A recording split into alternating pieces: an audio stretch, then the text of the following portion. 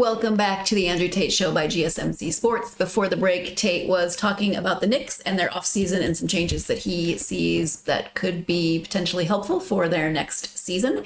As we go into this second segment, I do want to remind you that if you would like to support the show there's lots of ways that you can support the show, but if you want to support the show by leaving a tip or donation and also get your comments and questions read on air, you can go to gsmcspodcast.net. That will make sure that we see those questions and comments during the live stream, and we will answer those and comment on your question or comment. Again, that is gsmcpodcast.net. All right, so Tate, we're moving on to the Denver Nuggets, who are gearing up for an intriguing 2024 NBA offseason. There are expectations for a repeat performance, always a tricky place to be in, right? So following this strong season with a 56-26 record, the Nuggets are focusing on maintaining their championship caliber roster. Nikola Jokic's MVP season, combined with significant contributions, from young role players like Peyton Watson and Christian Braun, showcases a promising future. Health was a key factor for the Nuggets' success, with Jokić, Aaron Gordon, and Kentavious Caldwell-Pope all playing over 70 games. Michael Porter Jr.'s participation in 81 games, despite a history of back issues, was a significant boost. The team managed the minutes of their starters effectively, setting a foundation for sustained performance.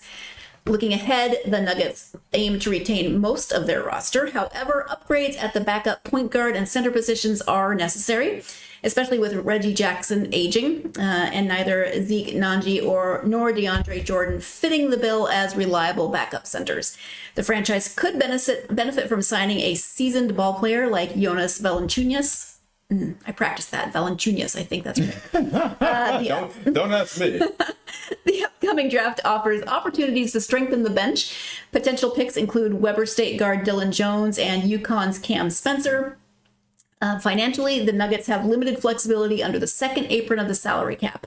So moving Nnaji's $8.8 million salary could provide room for necessary upgrades. The team's 2 draft picks, which are numbers 28 and 56, are crucial for adding affordable talent and maintaining future cap flexibility. As the Nuggets prepare for this upcoming season, their goal remains the same: capitalize on Jokic's prime years and chase another championship. So what do you think the Denver Nuggets, again, kind of the same question as last time, what do they need to do this offseason to maintain their championship form? Okay, first off, Sarah, I still can't believe that Denver's not in this thing. That's the weird thing. I think they've been the best team maybe in the NBA all year. And so for me, looking at this and saying, wow, this team that Jokić, or the MVP, 3-time MVP, Jamal Murray, everything that he's done, it's just kind of like they ran into a very unique situation with Minnesota up and coming. They ran through the Lakers like they always do. And I feel like, did Minnesota just give the blueprint on how to beat Denver? Because when you step back and you look at this and you say you're looking at Denver, and I'm going around here and I'm looking at it and I'm saying, I don't see a lot of improvements that Denver needs to make. Yes, they have to go out and get a backup center. Jokić needs to have the time, to come off the bench, rest, be able to come back off the bench and then dominate in that fourth quarter. And he's been that guy. I've yet to find anyone that has been able to kind of stop Jokić. In game 7, I kind of felt like it wasn't that anyone stopped Jokić. I felt like rest. He got tired down the stretch, and that's when they were able to kind of take advantage of it. That's where the backup center, I think, is going to be crucial. Getting Jokić those critical minutes where he's able to get off the floor without them giving up a massive lead. That's the key. That's the same problem that I felt like the Lakers has as well. The Lakers, the minute LeBron comes off the bench, they lose any momentum, any lead that they have. That's where I felt like Denver's had a solid bench and have done incredibly well. But in this playoffs against Minnesota, that became a weakness. Being able to making sure that Jokić is on the court at all times. Once he got tired, that's when Minnesota was able to take advantage of him. I'm still surprised that they lost in Denver. That was the key, the losing in Denver. When you look at this series against Minnesota, you just assumed that Denver was going to handle home court. Assume. They lost game 1 in Denver. They lost game 2 in Denver. And then a critical game 7 in Denver. That's something that should never happen. That should never happen. You can't be the defending champion with a 3-time current MVP on your roster and drop 3 games in the playoffs against a younger, let's say, not as deep of a team as, let's say, Minnesota. Not as much experience. When I say depth, not as much experience is a better word of saying that. That should have never happened, but it did. You looked at Minnesota. Minnesota wasn't looking at them as a champion. They were looking at them as another team. Anthony Edwards looked at them as, I'm the best player on the court. And they felt like their defense, their athleticism, they felt like they belonged. And they came out right out the gate, hit Denver in the mouth, turned around. Game 2, did it again.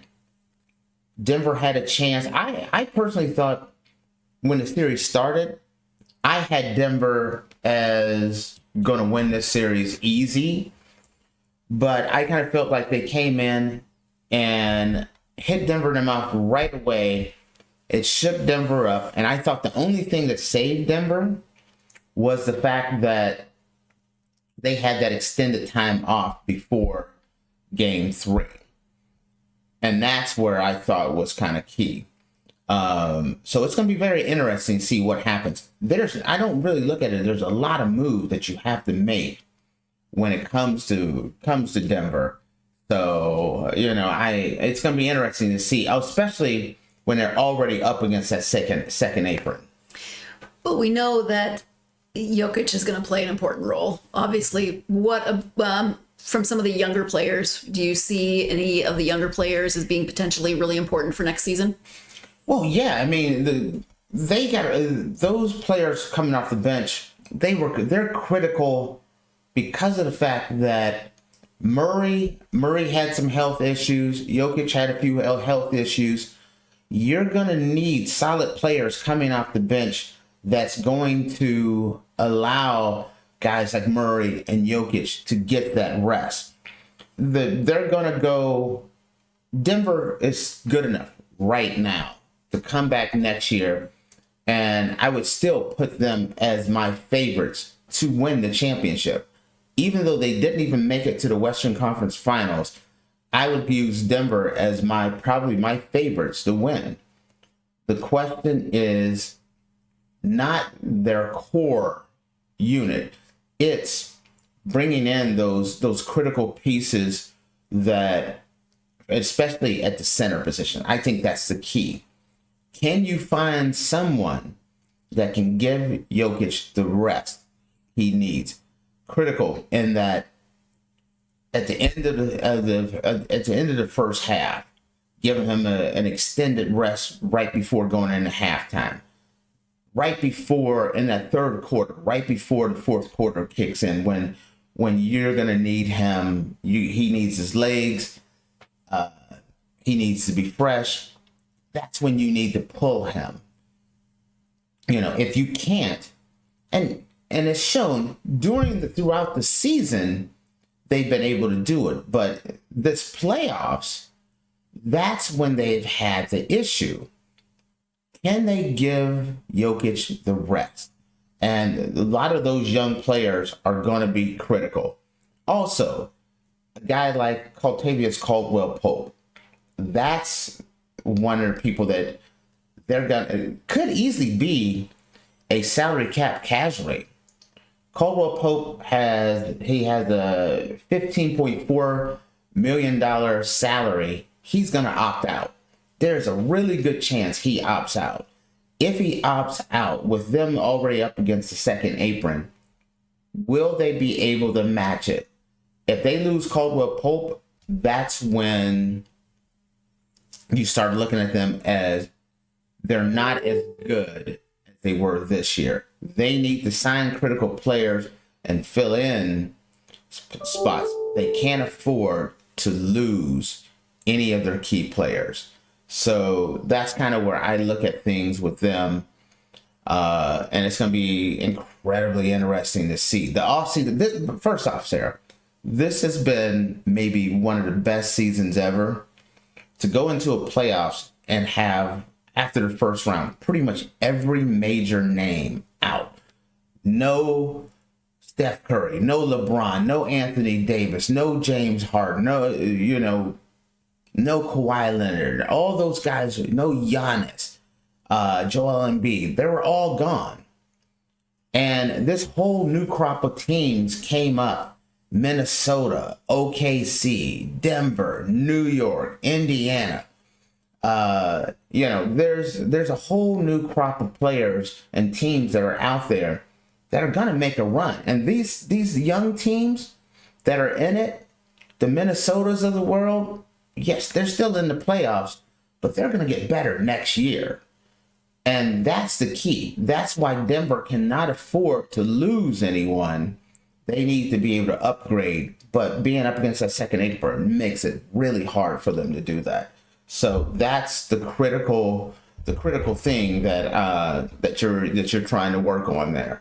So okay, all right. Well, we can move on then. We'll take our next break. When we come back, we're still going to be talking about basketball, but we're switching to the WNBA and the recent sponsorship deal with the Las Vegas Aces. So stay tuned. You're watching the Andrew Tate Show by GSMC Sports, and we will be right back.